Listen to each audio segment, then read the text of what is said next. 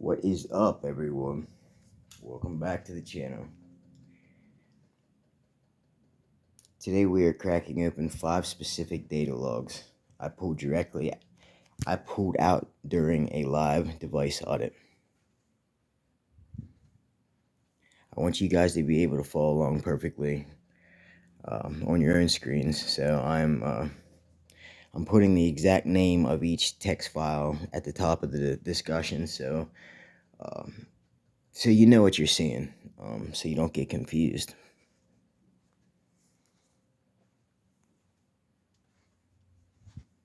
Okay, so the first file we're going to look at is added contacts.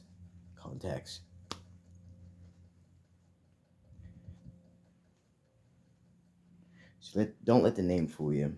This isn't a list of phone numbers. This is a core dump of an Android operating system's internal connectivity manager. The file tracks how a device orchestrates its hardware and data pipelines. Look at the very top section under Network Providers.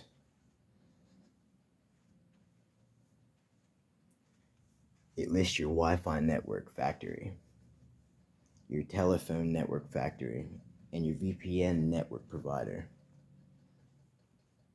This shows you every single network door the phone is capable of opening. But look at the line that says active default networks.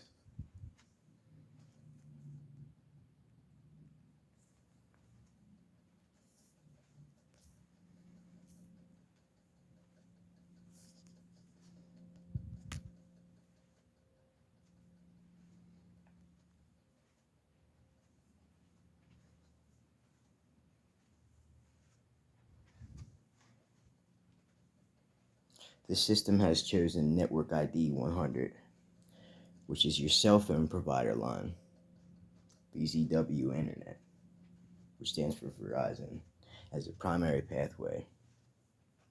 The Wi-Fi is completely bypassed here, meaning the device is relying strictly on cellular data to route its traffic. So, just an FYI, people's always worried about, oh, they're hacking into my Wi-Fi. The Wi-Fi is a thing of the past, man. A lot of times what you'll find is, like, if data streams for your 5G and cell phone service is the outbound path chosen. 5G, it's faster, and it goes straight to the tower. All right.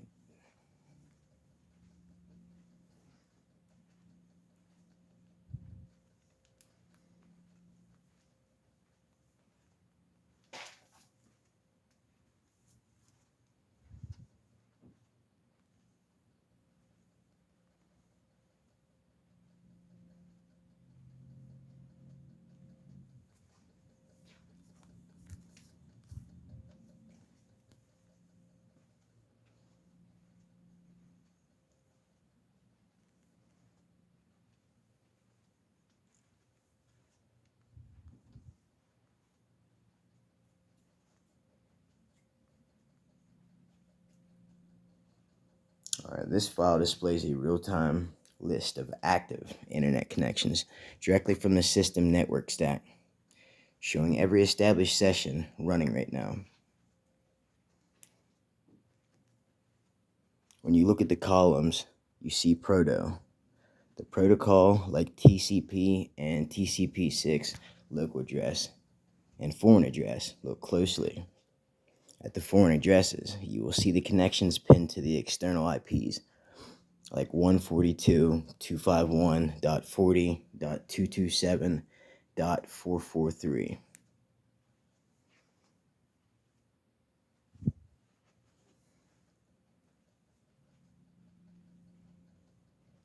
That port 443 tells you it's secure HTTPS traffic. The file is crucial because it acts as an immediate verification tool. It tells you exactly who and what your device is talking to on the wider internet. at this exact second.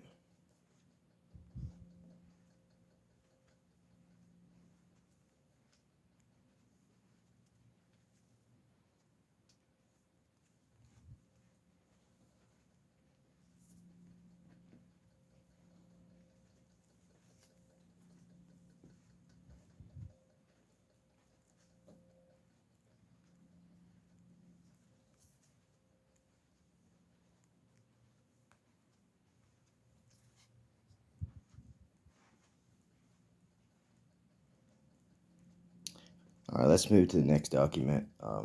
This file takes the active connections we just looked at and breaks them down at the kernel level by exposing the network sockets from the /proc/net subsystem. If you look how the data is formatted, it's written in raw hexadecimal notation. For example, a local address entry looks like A1B 94364.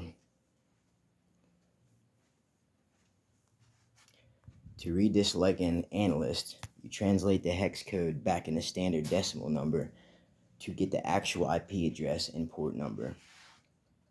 Notice the UID column further down the line, showing numbers like 10278.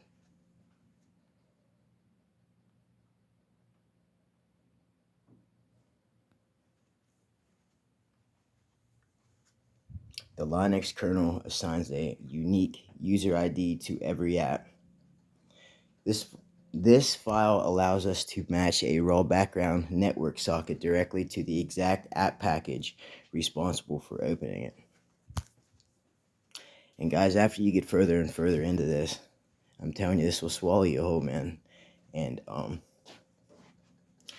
you want to make sure that you're not just copy and pasting. You want to make sure that you're actually reading the outputs from Gemini or whichever chatbot you use to do this. That's very important, because if you don't, I mean, they do drift, and you could drift out to sea, man. And it's up to you to bring the conversation back into the realm, because if not, I mean, I've spent weeks out there in the middle of the ocean somewhere talking about crazy shit, and before I realized that everything I was talking about was like so far make believe that, I mean, it was out there, man, and I wasted a lot of time.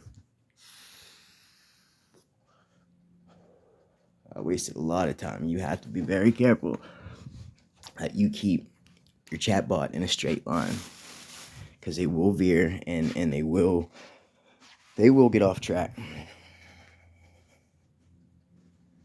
So knowing a little bit about what's going on and paying attention, we'll hope you notice that, flag it, and bring the conversation back to the table. But I hope you liked the video. Leave a comment or whatever if you liked it. Anything think I could change, vice versa. All right, till next time.